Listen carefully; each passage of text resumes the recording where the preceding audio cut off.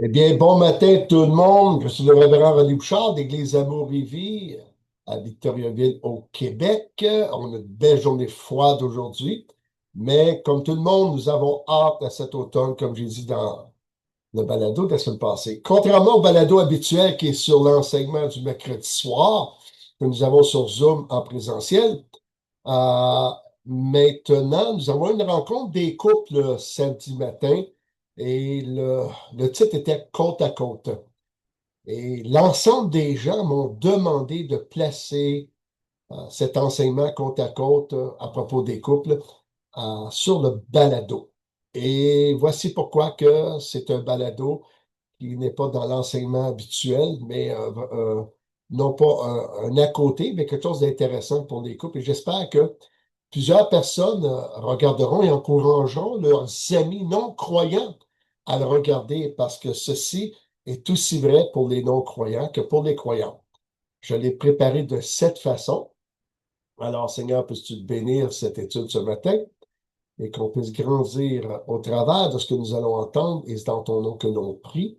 Et pour vous qui êtes non-croyants, cette prière, vous n'êtes pas obligé de la faire la vôtre parce que le but, c'est que ça soit pour même les non-croyants, afin que vous puissiez percevoir que, en tant qu'Église évangélique, en tant que croyant, engagé non seulement dans la foi chrétienne, mais dans notre société, au travail, comme tout le monde qui nous entoure au Québec ou dans ce monde qui doivent travailler pour la subsistance. Et pour les couples mariés, c'est le même impact que ça aura de découvrir ces choses. Alors, je vais ouvrir mon document de travail et voilà, il est ouvert. Donc, rencontre des couples ou rencontre pour le couple, côte à côte.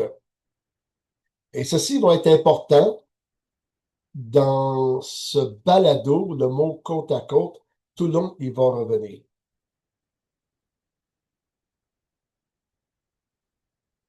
Alors, un instant. J'ai demandé aux gens de faire un petit jeu à la maison, de prendre une feuille et d'écrire en se posant cette question. Que pensez-vous que votre épouse pense de vous selon ces trois thèmes? Selon l'humour, la réciprocité, est-ce qu'on est réciproque envers l'autre dans nos décisions? Est-ce qu'on prend le temps de discuter? Et sur la clairvoyance, est-ce que mon époux ou mon épouse voit en moi ou croit voir en moi que je sais voir des coups d'avance un peu. Mais si ce n'est pas la question, voici ce que mon époux devrait voir en moi, mais ce que je pense qu'elle pense de moi dans mon humour. Ce qu'elle pense de moi, est-ce que je suis vraiment réciproque? Est-ce qu'elle croit que je suis réciproque envers mon épouse ou mon époux? Ou si mon épouse, est-ce que je crois que mon épouse croit que je suis clairvoyant? Et nous avons fait ce jeu et on a beaucoup ri. Pourquoi? Parce que pendant qu'ils faisaient, l'exercice se faisait seul pour commencer, en un premier temps. Deuxième temps, ils échangeaient leurs feuilles, ils lisaient seuls. Troisième temps, ils discutaient entre eux. Mais tout le long, pendant qu'il y avait le silence, j'ai blagué. J'avais un microphone, je blaguais, je dérangeais, je faisais toutes sortes d'affaires volontairement. Pourquoi? Parce que dans un couple, il y a toujours de l'interférence. Et ces interférences-là fait qu'on ne s'entend pas vraiment non plus. Donc, les gens, ils disaient, ben voyons, pasteur, veux-tu arrêter de nous parler? On est après réfléchir, là, puis on a de la misère avec ta question. Puis moi, je riais dans ma barbe. Et à la fin, quand on a fait le jeu, l'exercice, les gens pouvaient dire leurs commentaires. Il y a eu de bons commentaires. Et il y a même une famille, un couple qui a dit, dans le fond, on est sur un pilote automatique. Puis c'est bon de s'arrêter pour savoir. Et toute cette étude-là est venue à cause d'une situation familiale, moi et mon épouse. Vous n'êtes pas sans savoir parce que je laisse entendre à l'Église et c'est public.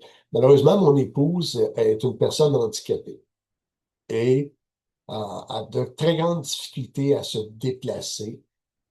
Je vous explique pas pourquoi. Recevez seulement qu'on a, dans la voiture, on a une pancarte pour stationnement de personnes handicapées. Donc, lorsqu'on va dehors, il doit avoir ce qu'on appelle un- nous, un cadet, ça a quatre petits trous avec un moteur électrique en arrière de la voiture, que je sors de la voiture, qu'elle puisse s'asseoir pour qu'on puisse faire une commission ensemble, parce qu'elle n'est pas capable de marcher longtemps, etc., etc., etc. Et que depuis un an et demi, ben, ça l'a empiré et que j'ai dû passer dans un mode d'infirmier et non pas d'époux. Et ça a été mon erreur de passer dans un mode infirmier. Parce que quand tu passes dans un mode infirmier, ce que tu veux t'assurer, c'est que la personne soit rencontrée dans ses besoins, tu sais, dans ses besoins de base. Tu sais. Et à partir de là, tu oublies que c'est ton épouse. Donc, ton épouse ou ton époux devient ton client. Pareil comme si tu étais à l'hôpital où l'infirmier fait ce qu'il a à faire, puis après il s'en va. Et à un moment donné, je me suis aperçu qu'il y avait quelque chose qu'elle n'allait pas. Non pas parce que mon épouse s'est plaint, elle s'est jamais plainte. Mais j'étais mal dans ce rôle-là. Donc, j'ai dû apprendre à faire autrement pour redevenir un époux qui aide son épouse dans la condition qu'elle est avec des soins infirmiers. Rassurez-vous, j'ai une formation comme préposé aux bénéficiaires. Je sais comment faire des choses. Mais j'étais après devenir un professionnel et non pas d'être un époux qui emploie des techniques professionnelles. Et il fallait que je passe cette étape. J'ai expliqué aux gens que la nouvelle naissance chez les chrétiens évangéliques, c'est naître à nouveau à Dieu. Hein, nouvelle naissance, etc. Et pour nous, c'est exclusivement dans une pensée de salut éternel à partir du jour on a invité Jésus à rentrer dans notre cœur en lui demandant pardon, d'avoir oublié de penser à lui et de se laisser guider dans les voies de la sagesse et de la grâce et de la miséricorde qu'il nous a enseigné quand il est venu sur terre. Et à partir de là, ben, on oublie qu'il y a peut-être des étapes dans la vie qui sont comme une nouvelle naissance. Les Juifs expliquent dans leurs écritures, dans leurs pensées, leur cheminement de pensée, que nouvelle naissance, c'est tout ce qui est nouveau pour une personne qui n'a pas l'expérience, la connaissance et la sagesse, qui doit affronter involontairement ou volontairement et apprendre de cette nouvelle vie, apprivoiser cette nouvelle vie pour devenir à l'aise dans cette nouvelle vie. Et là, il y a des personnes qui ont dit, waouh, c'est intéressant parce qu'il y a des événements dans la vie d'un couple qui fait qu'il apporte de grands changements. Et notre amour l'un pour l'autre change, nos convictions l'un pour l'autre changent, nos objectifs de vie l'un pour l'autre changent en vieillissant. Il y a des affaires qui étaient importantes au début du mariage, qui sont devenues hyper importantes à cause qu'il y avait des enfants, car par la suite, les enfants sont partis, que nous devons redéfinir. Et la première redéfinition qu'on fait en tant que couple, quand il n'y a plus personne à la maison, c'est-à-dire qu'il n'y a plus d'enfants, c'est revivre en couple. Et non pas être sur un pilote automatique comme si on avait encore des enfants à la maison. Penser à faire quelque chose, puis penser, ben, ah, ben, les enfants vont être d'accord si on fait ça. Non, ils ont leur vie d'adulte, ils ont quitté la maison, on fait confiance à l'enseignement qu'on leur a donné, mais nous devons reprendre à revivre ensemble et ne pas en rapport à comme si les enfants étaient dans la maison, puis ils ne sont plus, parce qu'ils sont des adultes. Donc, on t'a prévu une nouvelle naissance dans cette vie-là, qui n'est pas la même qu'au début du mariage, parce que nous sommes plus vieux, avec des complications peut-être médicales, comme dans notre famille. Et c'est là qu'il y a eu la réaction d'une personne qui a dit, ah, ben, c'est parce que là, j'ai compris qu'on était sur un pilote automatique. Et donc, les goûts vont changer aussi. Hein. C'est comme cette personne qui fait à son mari une tarte au sucre tous les jeudis soirs, puis ça fait 20 ans qu'elle en fait. Puis un soir, le mari dit à sa femme, dit, je pense que c'est la dernière tarte au sucre que je vais manger. Sa femme dit, ça fait 20 ans que je te fais une tarte au sucre tous les jeudis soirs parce que tu aimes ça. Oui, mais j'aime plus ça. C'est plus dans mes goûts, la tarte au sucre. Puis de sa femme lui dit, ben pourquoi tu l'as pas dit avant? Ben parce que je voulais pas te déranger. La femme de répondre, ben, c'est toi qui as le problème, parce que tu me l'aurais dit avant, j'aurais fait d'autres choses. Je te fais plaisir. Et parfois, on a peur. C'est ça le pilote automatique. On ne veut pas décevoir. Et à partir de là, parce qu'on ne veut pas décevoir, bon, on rentre sur le pilote automatique, puis on met ça dans la mer de l'oubli, puis on vit des petites frustrations, qui fait qu'on ne communique plus du tout ensemble, mais on se pense sage. Comme j'ai déjà entendu un couple qui a dit, un couple de 50 quelques années de mariage, qui m'ont dit, nous connaissons tellement qu'on n'a plus besoin de parler, on sait ce que l'autre a besoin. Et ça, c'est une tristesse. Ça veut dire qu'il y a beaucoup de frustration qui est vécue de la part de l'un et de l'autre. Mais devant les autres, parce qu'on a 50 ans de mariage, on va dire que tout va bien. Mais la réalité, Dieu voit nos cœurs dans des choses qui ne rencontrent plus notre besoin par des nouvelles situations qu'on ne contrôle pas. Maintenant, quand on a partagé là-dessus, on a eu bien du plaisir, on a commencé cet enseignement sur le côte à côte. Et voilà où nous sommes. Il est très intéressant de saisir la bonté du Seigneur envers Adam dans le jardin de l'Éden. Nous savons qu'Ève, elle a été tirée de la côte d'Adam. Par contre, nous y voyons rarement toute l'amplitude de la grâce du Seigneur dans ce récit fabuleux de miséricorde. Oui, oui, de miséricorde. Une corde à la misère d'Adam. Un couple, c'est comme une équipe de rallye. Les deux personnes sont obligées, quelque part, de communiquer avec confiance. Lors de la dernière rencontre des couples de notre Église, nous avons reçu le révérend Claude Sopol et son épouse Hélène. Ils ont partagé sur la fragilité du couple et les statistiques alarmantes de divorce en Amérique du Nord, même au sein des églises évangéliques, pas loin de 50%. Auparavant, pour ma part, j'avais pris le thème Un seul corps, mais avec deux têtes. Et là, j'avais pris l'image des sœurs Ansel, Abby et Brittany Ansel.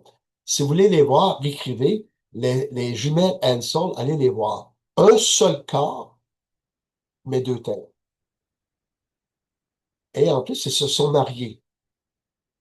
Mais il y en a une seule qui est mariée à cet homme. L'autre n'est pas mariée avec. Elle ne se considère pas mariée avec. C'est qu'imaginez-vous toute la discussion. Ils ont appris à faire de la bicyclette ensemble parce qu'une tête contrôle la moitié du corps, l'autre tête contrôle l'autre moitié du corps. Après ça, ils ont dû apprendre à vivre en équilibre tout le temps. Ils ont fait des études, il fallait qu'ils s'entendent dans l'étude universitaire qu'ils voulaient faire. Maintenant, ils sont professeurs au primaire. Dernièrement, j'ai su qu'ils ont eu ou qu'ils attendaient un bébé.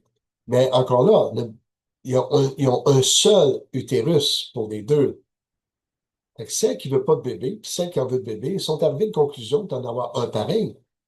Est-ce que les deux voulaient un bébé? Je ne sais pas. Mais ils ont dû s'entendre parce qu'ils ont quand même marié un homme. Ce qui nous emmène maintenant, j'aimerais nous ramener à l'état originel de la création de l'homme et de la femme.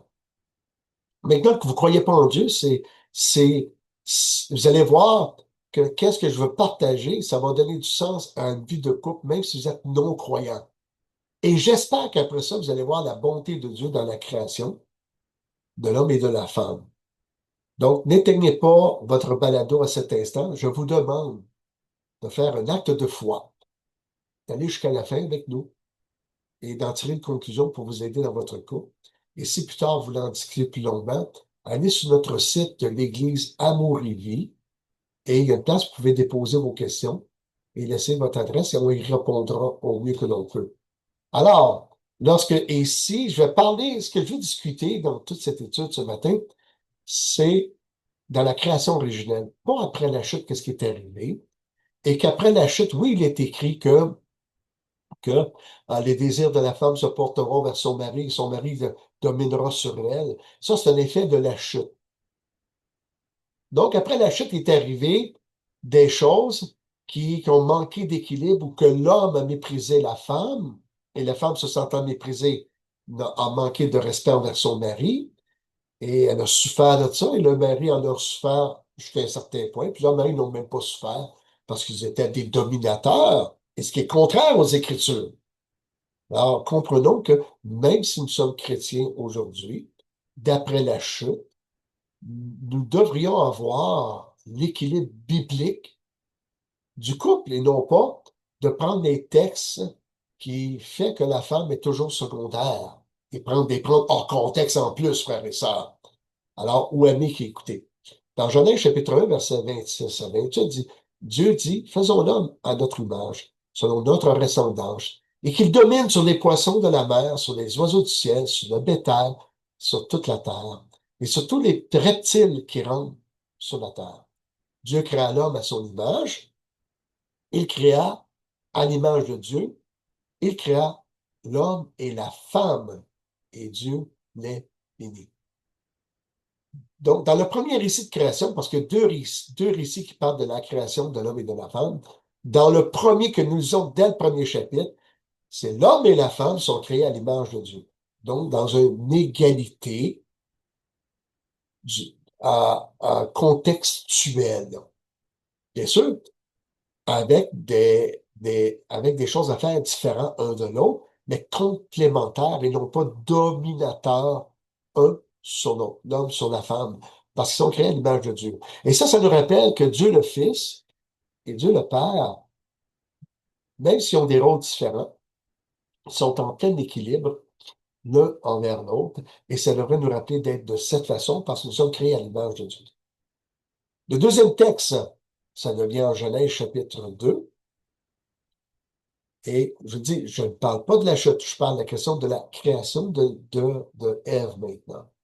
Dans Genèse 2, versets 18 à 23, l'Éternel Dieu dit, il n'est pas bon que l'homme soit seul. Je lui ferai un être semblable à lui. Nous allons discuter un être semblable à lui plus loin. Rappelez-vous, être semblable à lui.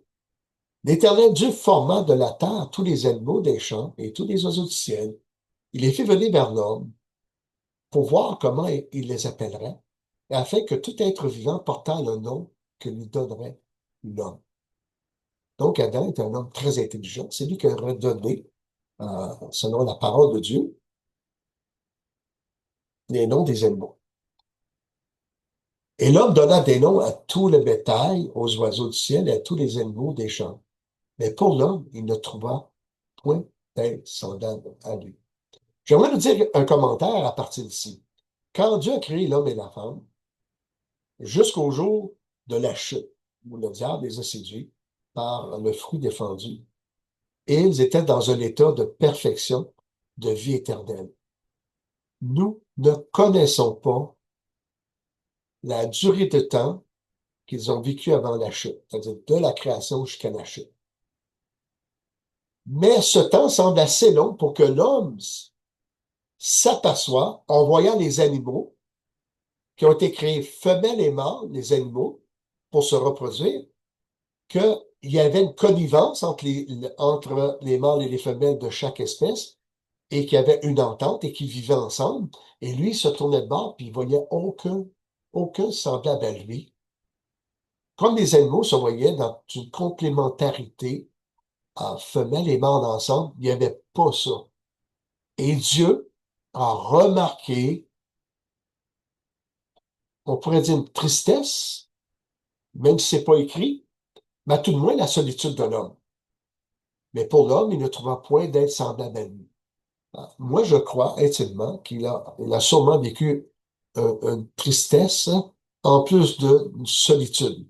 Et Dieu a fait miséricorde. Mais quand miséricorde se remplace pour comprendre par une corde à la misère de l'autre. Alors l'Éternel Dieu fit tomber un profond sommeil sur l'homme qui s'endormit. Il prit une de ses côtes et referma la chair à sa place.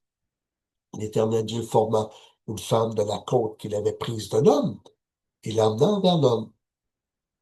Et l'homme dit à Adam ici, voici cette fois celle qui est os de mes os et chair de ma chair. On l'appellera femme parce qu'elle a été prise de l'homme. La première déclaration qu'Adam a faite, il n'a pas dit, oh, voici quelqu'un que je vais pouvoir dominer. Non, il y a une déclaration pour dire qu'elle est égale à lui. Tu es os de mes os et chair de ma chair, et il l'a appelée femme.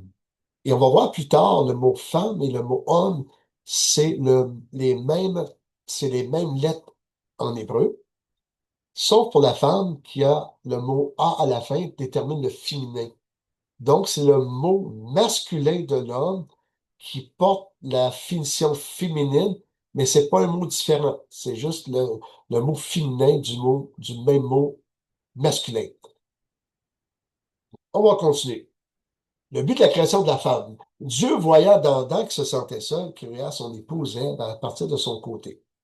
En hébreu, le mot côté désigne le flanc plutôt que l'os de la côte.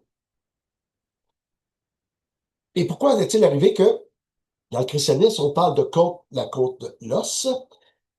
C'est qu'est-ce qui est arrivé? C'est que vu que l'hébreu a été après se perdre, après la déportation de- d'Israël en Babylonie, qui ont été vraiment encouragés à parler une autre langue que l'hébreu, et le grec en plus, parce que c'est la langue de commerce mondial à l'époque.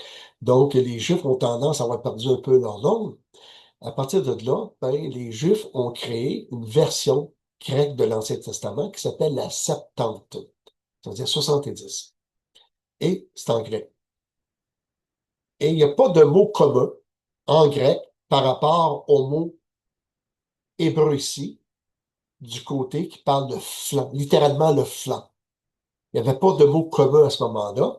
Donc, ils ont traduit par le mot côte dans le sens de l'os. Mais de toute façon, ça ne change rien. Que ça soit sur le flanc ou que ce soit l'os, ça veut dire que c'est côte à côte. L'homme et la femme est côte à côte.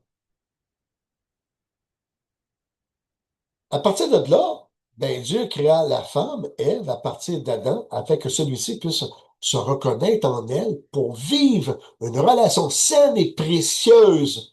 La femme n'a pas été créée pour être au service de l'homme, dans l'exemple d'un esclave, soit belle et tais-toi, mais pour que tous les deux puissent se soutenir mutuellement face aux besoins de la vie l'un et l'autre.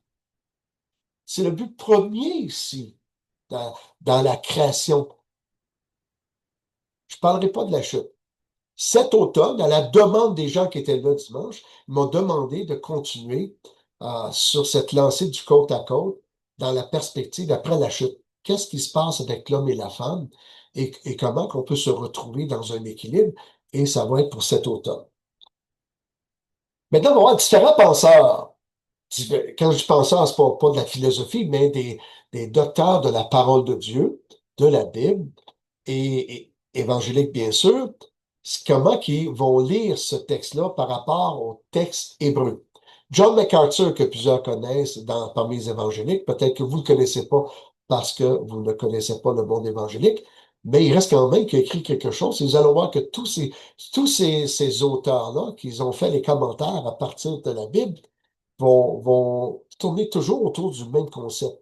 Parce que ça ne veut pas dire plusieurs concepts non plus, hein. C'est pas de la théosophie, là. C'est partir du texte hébreu.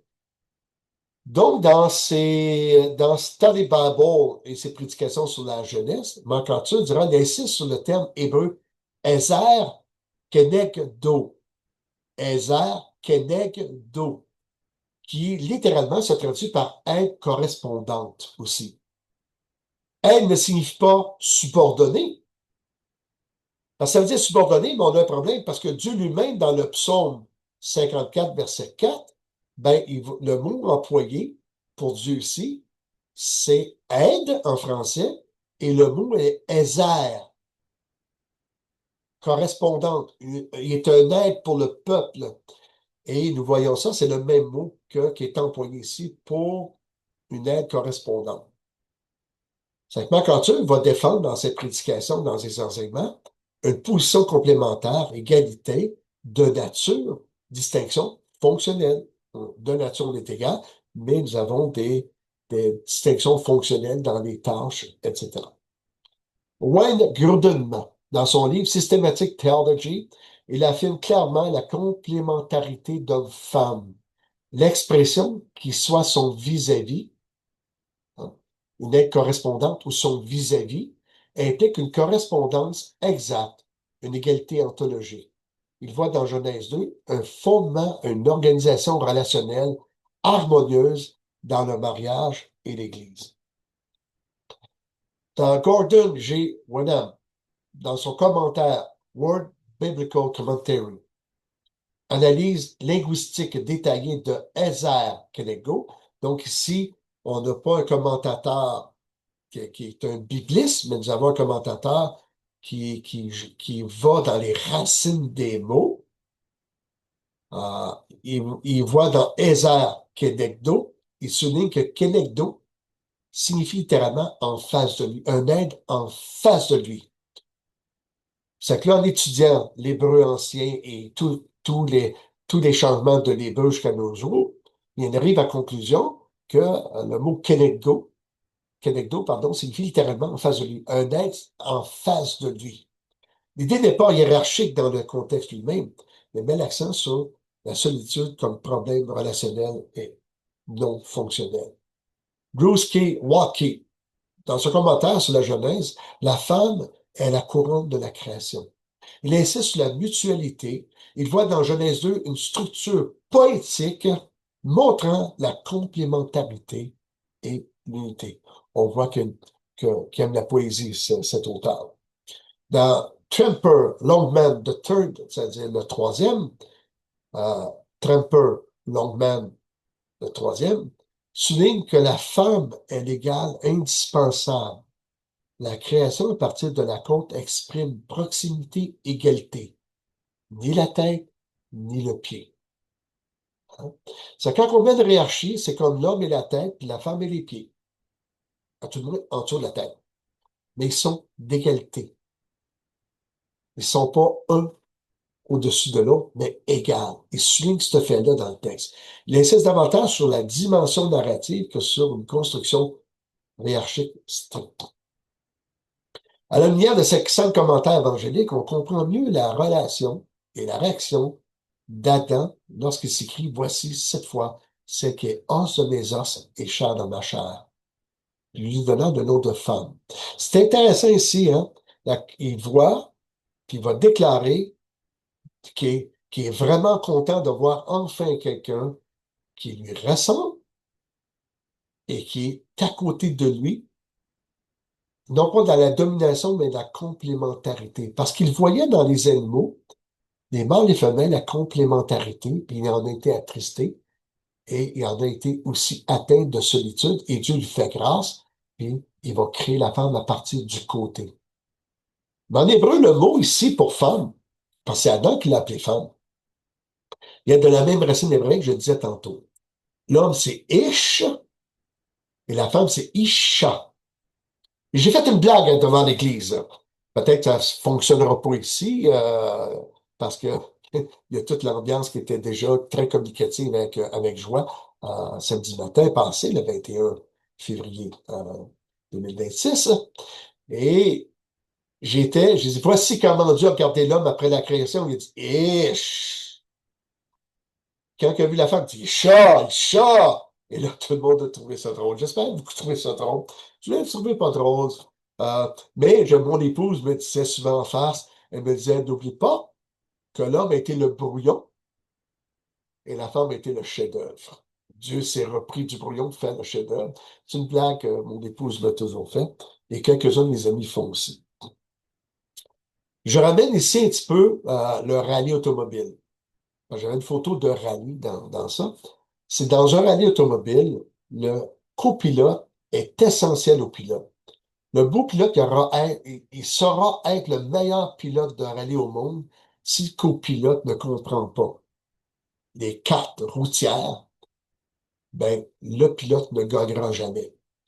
Le pilote doit faire confiance aux directives de celui qui lit la carte, et si c'est la compagne ou le compagnon, hein, l'époux ou l'épouse, il doit faire confiance aux directions qui est offertes selon les cartes. Et les avertissements. Freine en bloc, freine doucement, prends plus à gauche, prends plus à droite. Sinon, le pilote va prendre le champ. Ils vont se tuer. Mais imaginez-nous que celui qui est copilote, il doit tout lire ça, donner des informations pendant que tout va vite, ça freine, ça accélère, puis il n'y a pas de mot de cœur. Il doit faire confiance au pilote, lui, que quand il freine, ben, la personne qui est ici, là, qui est copilote, ne voit pas tout le terrain, là. Elle voit la carte, elle est plus concentrée sur les cartes, puis les kilométrages qui sont indiqués au tableau de bord sur les cartes pour avertir, mais elle doit faire confiance à 100% à celui qui freine. S'il a- Et s'il freine solidement, c'est parce que sur la carte, il ne voit pas l'obstacle. C'est une carte. Lui, il voit l'obstacle, celui qui pilote. Donc, c'est une mutuelle confiance dans des charges différentes, mais c'est une pleine égalité parce que les deux vont gagner. Et j'ai donné l'exemple qu'ici au Québec, on aime beaucoup le hockey. Pas moi, mais l'ensemble du peuple, le sport national canadien. Ben, le gardien de but, qui est resté, lui, le gardien de but de réserve, qui a à peu près pas joué de l'année, mais lorsque l'équipe remporte la Coupe Stanley, son nom est indiqué sur la coupe, même s'il n'a à peu près pas joué, parce qu'il est égal à l'autre gardien. Sûr que l'autre a plus d'honneur parce que c'est les hommes qui font ça, mais sur le trophée, son nom apparaît. C'est la même chose. L'homme et la femme, c'est un égal avec des tâches différentes. L'homme n'est pas sans la femme, ni la femme sans l'homme dans le Nouveau Testament. Paul dira ici, au 1er Corinthiens, chapitre 11, versets 11 et 12, toutefois, dans le Seigneur, la femme n'est point sans l'homme, ni l'homme sans la femme. Car de même que la femme a été tirée de l'homme, de même l'homme existe par la femme, et tout vient de Dieu. Ici, on parle d'une égalité. C'est une relation de confiance. Le Seigneur désire que le couple vive une symbiose équilibrée entre les différentes tâches qui incombent à chacune des parties. Au-delà de cette répartition, l'équilibre se vit dans le respect mutuel et dans ce que l'on peut accomplir pour l'autre en tenant compte de nos forces et de nos faiblesses. Je disais, si dans un couple, l'homme a, a aucune connaissance monétaire, l'argent lui brûle entre les mains ou dans les poches, selon l'expression, mais que sa femme est une bonne économe, mais que l'homme fasse confiance à sa femme pour lui donner l'argent parce qu'elle va l'administrer pour le bien de la famille et vice-versa. C'est une question de confiance ici, frère et sœur. Et je vous donne un exemple ici dans ma famille. Ben, mon épouse est plus capable de cuisiner, est plus capable d'être au poêle, est plus capable de faire le ménage de maison. Comment que j'exigerais comme homme, tu sais, c'est une tâche qui était comme aux femmes et tout ça, elle n'est pas capable de le faire. Moi, je suis capable de le faire. Donc, je vais pallier à la difficulté de mon épouse parce qu'elle est mon égale. Elle est plus capable de le faire, je vais pallier. Et je ne déciderai pas de toujours remettre sur le nez, ouais, mais à quelque part, mais que tu fais mieux, tu devrais recommencer. Donc, je le fais parce que nous, nous protégeons l'un et l'autre. Et il y a tellement de couples qui font ça sans même s'en rendre compte. Mais malheureusement, il y a certains couples, c'est l'homme est très exigeant envers son épouse, même si elle est malade. En Éphésiens chapitre 5, verset 17 à 22, dans la version du Sommeur, on va lire un texte ici. Hein? Éphésiens chapitre 5, verset 17 et 22. C'est pourquoi ne soyez pas déraisonnables, mais comprenez ce que le Seigneur attend de vous. Ne vous enivrez pas de vin, cela vous conduira à une vie de désordre. Mais laissez-vous constamment remplir par l'Esprit. Ainsi, vous vous encouragerez mutuellement par les chants, des psaumes, des hymnes, des cantiques inspirés par l'Esprit. Vous louerez le Seigneur de tout votre cœur par vos chants et vos psaumes. À tout moment et pour toute chose, vous remercierez Dieu le Père au nom de notre Seigneur Jésus-Christ. Là, on voit ici, c'est une question, on est ensemble, on se soutient ensemble, on avance ensemble. Verset 21. Dans toutes les versions, il dit à peu près la même chose. Et parce que vous révérez le Christ, vous vous soumettrez les uns aux autres. Donc, il demande à ce que les gens soient soumis les uns aux autres, autant hommes et femmes ici, en tant qu'enfants de Dieu. Parce que plus ni homme ni femme, à mon avis. Donc, verset 22, ce que la Louis II, en 1910, va écrire, va dire, femmes, soyez soumises à vos maris. Mais dans le texte original grec, ça n'apparaît pas. Femmes, soyez soumises à vos maris. Et la Bible Sommeur a retenu la version originale du verset 22. Il dit ceci. Vous, femmes en particulier, chacun son mari, et cela par égard pour le Seigneur. Il semblerait qu'à Éphèse, pas dans toutes les églises existantes, mais celle dans Éphèse, que les femmes avaient une petite difficulté à se soumettre à leur mari. Il est écrit, soumettez-vous les uns aux autres, hein. Donc, les hommes devaient se soumettre autant à leurs femmes que leurs femmes à leur mari pour l'équilibre. Maintenant, ce que j'ai expliqué, c'est lorsque j'ai fait ma maîtrise en théologie pratique, j'avais lu toute une étude à propos de mot soumission dans le Nouveau Testament. Le mot soumission en grec, c'est hypotosomai. Alors, j'ai fait répéter ça plusieurs fois à l'Église, puis après, quand il finit de répéter plusieurs fois, j'ai oublié ça. L'important, c'est soumission en français. Mais le mot soumission, il est vrai qu'il sort d'un terme militaire, mais pas dans les hiérarchies militaires pour tout ce mal. Il peut être dans la hiérarchie, mais dans le contexte du corps de Christ, dans le contexte du couple, pour tout sa mère, c'est comme un peloton qui part à la guerre. Chacun défend de la force et de la faiblesse de l'autre.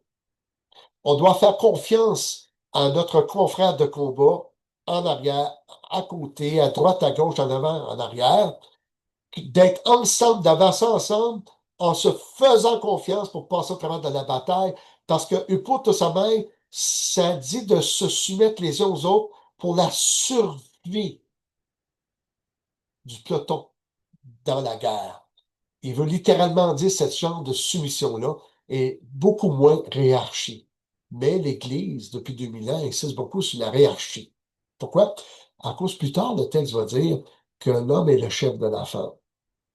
Mais il dit aussi à l'homme, sa responsabilité en tant que chef, c'est d'aimer sa femme comme Christ a aimé l'Église.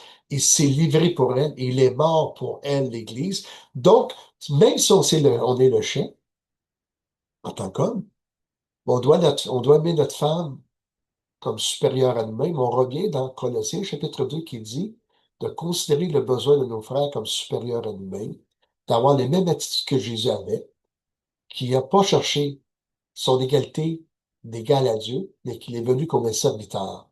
Et quand, au dernier repas, le Seigneur a lavé les pieds de ses disciples, puis il a dit, ça, j'ai pas dit ça samedi matin, mais ça va être approché pour cet automne, mais je vais le dire quand même ici, c'est qu'est-ce qui s'est passé? Jésus, qui est le maître, le serviteur, Seigneur et Sauveur et Dieu, mais il va laver les pieds de ses disciples.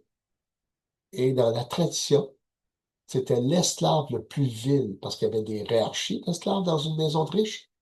Le plus vil des esclaves, c'est lui qui lavait les pieds des gens, puis il lavait les peaux de chauve aussi. Puis il dit, si vous voulez être le plus grand parmi vous, devenez le serviteur de tous. Donc Jésus, étant chef de l'Église, a servi l'Église, il est mort pour elle. Donc nous revenons dans cet équilibre. Si tu es le chef, sois le serviteur de ta famille.